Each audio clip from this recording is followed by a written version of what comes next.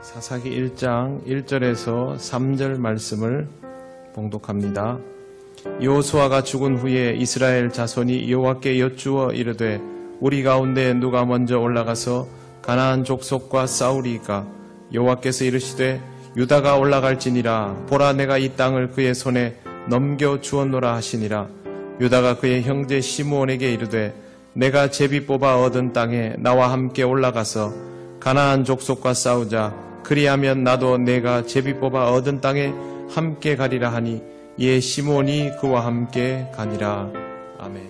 네, 오랫동안 마가복음을 새벽에 읽었습니다. 이번 주에 마무리를 하고 사사기를 시작했는데, 사사기를 읽는 첫날 오늘 우리가 읽은 말씀 첫머리가 너무 인상적이어서 오늘 함께 나누게 되었습니다. 시작이 이렇습니다. 여호수아가 죽은 후에.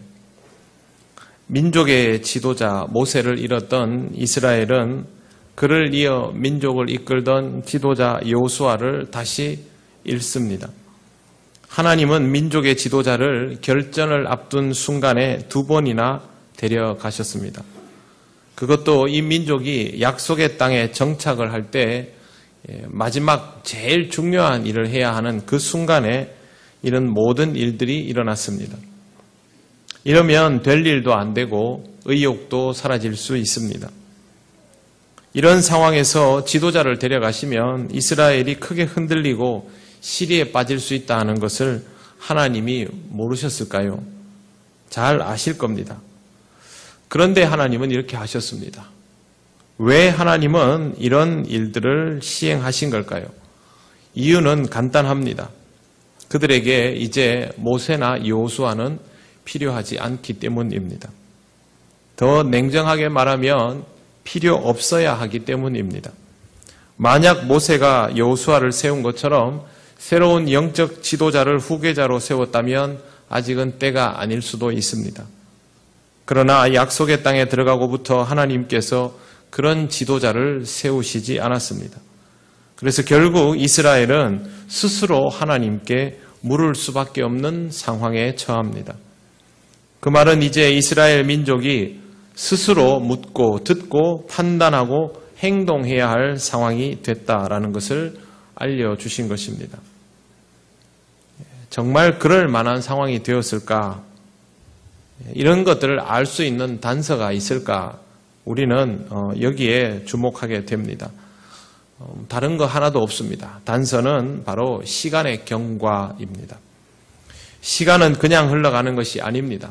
더구나 하나님께서 공식적으로 개입하시는 시간은 성장을 위하여 의도된 것이기 때문에 더더욱 의미가 있습니다.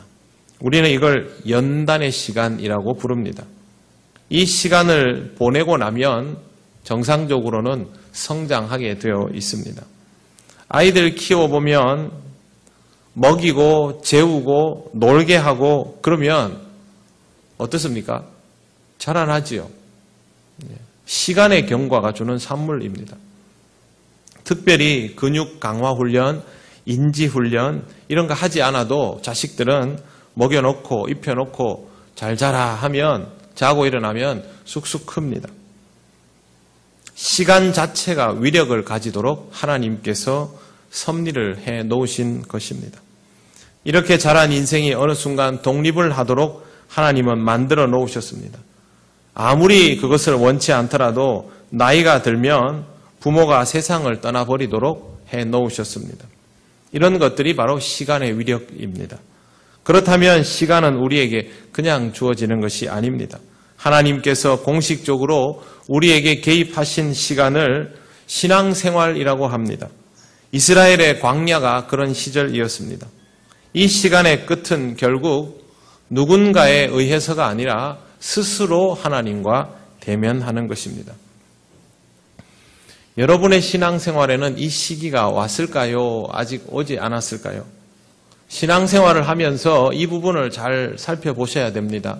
내가 하나님과 스스로 대면하여야 할 때가 되었는가? 아니면 나는 여전히 누군가로부터 인도받아 하나님과 대면하여야 하는 삶인가? 아직 스스로 신앙생활이 되지 않는 분들은 내가 아직도 스스로 신앙생활이 잘 되지 않는 것으로 보아 아직은 때가 아니다라고 생각할는지도 모릅니다. 스스로 신앙생활을 잘 해볼 욕구가 생기지 않는 것을 이유 삼아서도 아직은 때가 아니다라고 할 수도 있습니다. 정말 그럴까요? 모세가 죽었을 때 이스라엘 민족이 이제는 때가 되어 가는구나 이렇게 생각했을까요? 여호수아가 죽었을 때 이스라엘 민족이 이제는 때가 되었구나 라고 생각했을까요? 사람은 그렇게 하지를 못합니다. 준비가 안 되었다라고 생각하겠지요. 그러나 그런 판단과는 상관없이 하나님께서 더 이상 그런 지도력을 통하여 민족을 끌어가시지 않는다면 시효가 다 된 것입니다. 만나와 메추라기가 끊어지는 데는 그만한 이유가 있지 않습니까? 이것은 모세가 죽었다, 여호수아가 죽었다라는 것이 포인트가 아니라 훈련에 필요한 시간이 이미 충분히 경과되었다라는 것이 포인트입니다. 신앙생활을 한 지 제법 시간이 흘렀다면 두말할 것 없이 여러분은 이 부분을 유심히 보아야 합니다. 여러분 앞에 풀어야 할 명백한 숙제가 있는데 아무도 답을 주지 않고 있다면 더더욱 시간이 된 것은 아닌가라는 생각을 할 필요가 있습니다. 모세와 여호수아는 이스라엘 민족의 영적 성취에 대해서 수도 없이 선포하고 강조했습니다. 하지만 각각의 지파에게 구체적인 지시를 따로 내린 적은 없었죠. 민족이 함께 움직이고 많은 사람들이 지도자를 따라가고 공동체에 수많은 사람들이 묻어가면서 그렇게 무임승차를 해왔습니다. 우리 중에 대부분도 이렇게 교회에 묻어왔습니다. 하지만 언제까지나 그것이 유효한지는 아무도 알 수 없습니다. 하나님께서 지도자가 죽은 이후에 하나의 구체적인 땅에 대하여 한 지파를 지목하여 부르시는 것처럼 여러분이 도달해야 할 약속의 땅에 대하여도 바로 여러분 자신을 구체적으로 지목하여 부르시는 시기가 옵니다. 만약 그 시기가 왔다면 여러분은 지금 하나님께 스스로 물어야만 하는 때이고 그리고 그 질문에 대하여서도 구체적인 답을 듣게 될 때입니다. 그렇게 되면 먼저 물어야 합니다. 이스라엘은 하나님 앞에 먼저 묻습니다. 우리 가운데 누가 먼저 올라가서 가나안 족속과 싸우리까? 하나님이 먼저 말씀하신 거 아닙니다. 이스라엘이 물을 수밖에 없는 상태가 되어서 먼저 질문하게 된 것입니다. 그리고 하나님은 여기에 답을 주셨습니다. 우리가 주목해야 될 부분은 하나님께서 어떤 답을 주셨는가가 아니라 질문을 하니 대답을 하셨다라는 겁니다. 하나님은 부르짖는 이스라엘을 위하여 모세를 허락하셨습니다. 그리고 이런 방식은 이후에도 반복됩니다. 약속의 땅 가나안에 들어가서도 조금도 달라지지 않았습니다. 물으면 대답했습니다. 부르짖으면 반응을 보이셨습니다. 이스라엘이 사사들을 세워질 때 보면 하나같이 똑같은 패턴으로 되어 있습니다. 이스라엘 자손이 여호와의 목전에 악을 행하여 자기들 하나님 여호와를 잊어버리고 이렇게 시작합니다. 원인은 여기에 있었죠. 이러면 기다렸다는 듯이 이스라엘 민족에게 고통이 엄습합니다. 하나님의 진노가 이방인들을 통하여 이스라엘을 괴롭게 만듭니다. 그러면 이스라엘은 고통스러워하면서 여호와 하나님께 부르짖습니다. 그리고 그때 하나님께서 대답하시고 사사가 주어지게 되는 것입니다. 먼저 물어야 한다면 누군가가 나 대신 하나님께 물어주기를 바라지 말고 언젠가는 답이 올 것이라고 막연하게 기다리지도 말고 때가 되었다 싶으면 내가 무엇을 해야 하는지 하나님께 물으시는 여러분 되시기를 바랍니다. 하나님은 여러분의 물음에 답을 분명히 주십니다. 하나님께서 주시는 답이 무엇일까요? 고통 가운데 주시는 답은 그 문제를 즉시 해결받는 것입니다. 배고플 때는 만나와 메추라기를 주셨고 목마를 때는 샘을 주셨고 위기에는 지도자를 주셨습니다. 그래서 이스라엘 민족은 이방인들로부터 짓밟힐 때 구했고 그렇게 받은 답이 사사였습니다. 그런데 이게 정답이 아니었습니다. 만나와 메추라기가 답일 수 없는 것처럼 이스라엘에게 있어서 사사는 답이 될 수 없었습니다. 사사가 답이면 항상 사사가 있어야 할 것입니다. 하지만 사사는 위기 때마다 허락되었습니다. 나중에는요, 이스라엘이 계속 어려움을 겪으니까 사사를 이를테면 비정규직에서 정규직으로 스스로 바꿔가지고 사사를 왕처럼 세워가지고 그렇게 한 세월을 갑니다. 그래도 소용이 없었습니다. 이런 식으로 얻을 수 있는 답이 아니었던 것입니다. 즉, 답은 사사가 아니었습니다. 진짜 답은 그들 자신에게 있었습니다. 결국 하나님께서 결정적인 순간에 지도자를 거두어 가신 이유는 이 문제의 답이 누구도 아닌 이스라엘 민족 자신에게 있기 때문입니다. 우리가 힘들어서 부르짖으면 하나님이 응답하여 주십니다. 그리고 우리에게 주어진 문제들이 해결되는 경험을 합니다. 하지만 그 응답이 우리에게 필요한 진짜 답이라고 단정하면 안 됩니다. 만나와 메추라기가 이스라엘 백성에게 답이 될 수 없었던 것처럼 가나안 땅이 이스라엘 백성에게 답이 될 수 없었던 것처럼 하나님께서 우리에게 필요에 답하여 주시는 것은 우리의 필요를 완전히 채우고도 남는 그런 응답은 아닙니다. 이것은 하나님께서 온전한 응답을 주실 수 없어서 그렇게 하는 것이 아니라 우선 위기를 모면할 것을 주시고 그 다음을 보시는 것입니다. 우리에게 있어서 온전한 응답은 다른 데에 있지 않고 결국 우리 자신에게 있습니다. 여러분, 예수께서 이 땅에 오셔서 우리에게 그 모습을 드러내시고 승천하시고 그 다음에 왜 성령으로 오시겠습니까? 왜 영으로 우리 가운데 오시겠습니까? 결국 우리는 우리 안에서 주님을 발견해야 하기 때문입니다. 주님을 모시고 내 안에 살아계시는 주님을 발견하고 거기서부터 내게 주어져 있는 답들을 깨달아야만 내 삶이 달라지니까. 구약에서 예수 그리스도가 드러나 있지 않다 하는 것뿐이지 공식은 똑같습니다. 그들 안에 하나님이 있어야 하는 것이죠. 모세 안에 있는 하나님이 내 안에 있는 하나님은 아닌 것입니다. 이스라엘이 결국 스스로 움직여야 하는 것처럼 사사가 아무리 뛰어나도 지도자가 아무리 뛰어나도 민족이 병들면 소용이 없는 것처럼 그렇습니다. 여호수아 24장 15절을 사실상 여호수아의 유언이라고 부릅니다. 이런 말씀입니다. 만일 여호와를 섬기는 것이 너희에게 좋지 않게 보이거든 너희 조상들이 강 저쪽에서 섬기던 신들이든지 또는 너희가 거주하는 땅에 있는 아모리 족속의 신들이든지 너희가 섬길 자를 오늘 택하라. 오직 나와 내 집은 여호와를 섬기겠노라. 여러분, 이 말씀 읽으면 어떤 느낌이 드십니까? 위기감이 느껴지지 않습니까? 여호수아가 어찌할 수 없는 상황에 봉착한 이스라엘 민족의 현실. 우리가 우리 후손들에게 이런 말을 해야 할 겁니다. 앞으로. 우리 후손들이 기독교적인 가치가 변해가지고 세상의 것들과 막 뒤섞여가지고 있으면 그들을 어찌할 수 없는 상황이 오면 그렇게 되지 말아야 하지만 만약에 그렇게 오면 우리의 입에서 하는 말이 너희가 그렇게 하고 싶으면 해라. 그러나 나는 그렇게 하지 못하겠다. 이게 여호수아의 말입니다.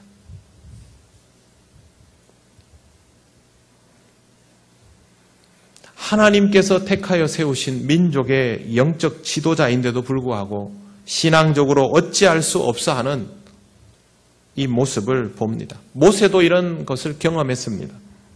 결국 이 일로 인하여 이들은 약속의 땅에 제대로 정착하지 못했습니다. 백성이 답을 발견하지 못하면 지도자가 그 답을 들고 있어도 그들은 결국 그 답을 가지지 못하는 것이 됩니다. 하나님이 주시는 답은 지도자가 아닌 그 공동체의 백성 한 사람 한 사람에게 소유되어야 했던 것입니다. 여러분의 인생의 답은 저나 여러분을 신앙적으로 이끌어주는 믿음의 스승이나 선배나 부모에게 있는 것이 아닙니다. 여러분 자신에게 그 답이 주어져 있습니다. 하나님께서 그렇게 하셨다라는 것을 여러분이 먼저 인정하고 깨달아야 합니다. 이거 깨닫지 못하면 정말 헛되이 시간을 보내면서 살아갈 수밖에 없습니다. 자녀들 키워보니까 어떻습니까? 공부해야 될 때 공부하고, 운동해야 될 때 운동하고, 잠자야 될 때 잠자고, 먹어야 할 건 먹고 그렇게 합니까? 그렇게 하지 않죠. 공부해야 될 때 공부 안 하고, 시험 끝나면 공부하려고 그러고, 자야 될 때 안 자고, 벌건 대낮에 자려고 하고, 먹지 말아야 될 건 먹고, 먹어야 할 건 나중에 찾고, 시간의 소중함을 아직 모르거든요. 정신 차려야 합니다. 내 신앙생활을 누가 언제까지 떠다 먹여줄 수 있습니까? 여러분의 부모가, 여러분 믿음의 선배들이, 교회의 목회자들이 알려줄 수 있을 뿐입니다. 선포해 줄 수 있을 뿐이고, 경고해 줄 수 있을 뿐이고, 기도할 수밖에 없는 거죠.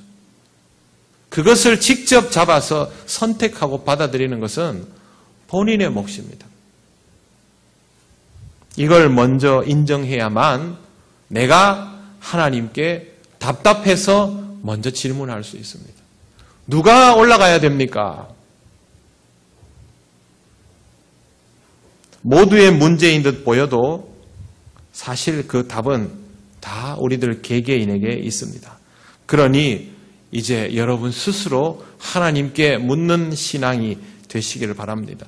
누군가가 내 앞에서 모세가 되어주고 여호수아가 되어주고 내 인생에 약속의 성취가 있는 것이 아니라 내가 모세가 되고 내가 여호수아가 되어야만 약속의 성취를 이룰 수 있다는 사실을 기억하시고 여러분 자신에게 하나님께서 이미 답을 주셨다, 답을 여러분에게 심어 놓았다라는 사실을 의심하지 말고 살아가시기를 바랍니다.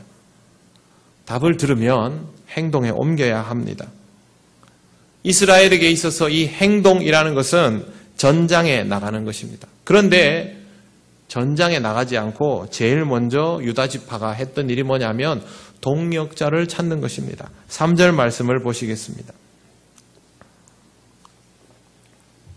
유다가 그의 형제 시므온에게 이르되 내가 제비 뽑아 얻은 땅에 나와 함께 올라가서 가나안 족속과 싸우자. 그리하면 나도 내가 제비 뽑아 얻은 땅에 함께 가리라 하니 이에 시므온이 그와 함께 가니라. 여호수아 19장 1절에서 9절을 보면 시므온 지파의 기업이 유다 지파의 기업 안에 포함이 되어 있습니다.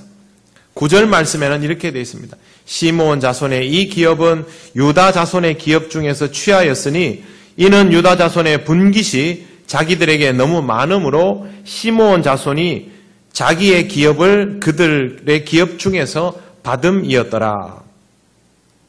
시므온 지파는 이때부터 유다와 행보를 같이 해왔습니다.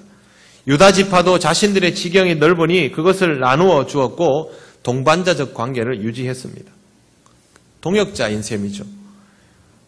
시므온과 유다가 함께 나가서 했던 이 전쟁은 다른 지파들이 정복에 실패했던 것과는 다르게 엄청난 성공을 이루는 토대가 됩니다. 전기가 마련되는 것이죠. 하나님의 뜻을 받아들인 자를 통하여 동역자가 함께 승리의 계가를 부르게 되었던 것입니다. 내가 내 몫을 하면 그것은 나 혼자만이 받는 복이 아닙니다. 내 가족이, 내 형제가, 내 자매가, 내 동역자가 나와 함께 승리를 맛보고 계가를 부르게 됩니다. 여러분, 내가 열심히 살았습니다. 열심히 살아가지고 성공했습니다. 그런데 내 형제 중에, 내 가족 중에, 아니면 내 가까운 친구 중에 도저히 회복이 안 되는 사람들이 있습니다.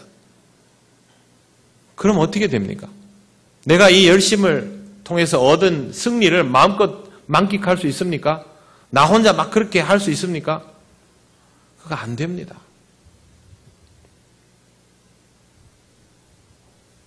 결국에는 함께 승리해야 합니다.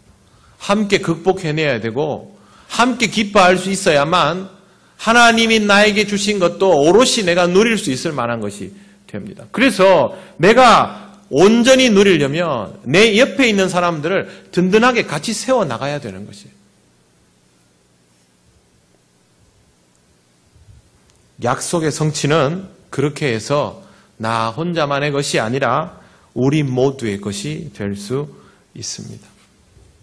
사랑하는 성도 여러분, 지금 여러분이 무엇을 생각해야 하고 어떤 것을 행동에 옮겨야 할 때인지를 잘 돌아보시기를 바랍니다. 누가 나한테 알려주면 좋겠다, 그런 생각은 하지 마십시오.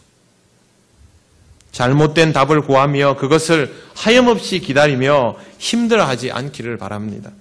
하나님께서 오늘 주시는 상황들은 힘들어도 여러분이 힘들어하라고 주시는 것이 아니라 알아야 할 것을 알고 깨달아야 할 것을 깨달아서 답을 알고 참 기쁨을 누리고 그 맛을 알도록 주시는 은혜입니다.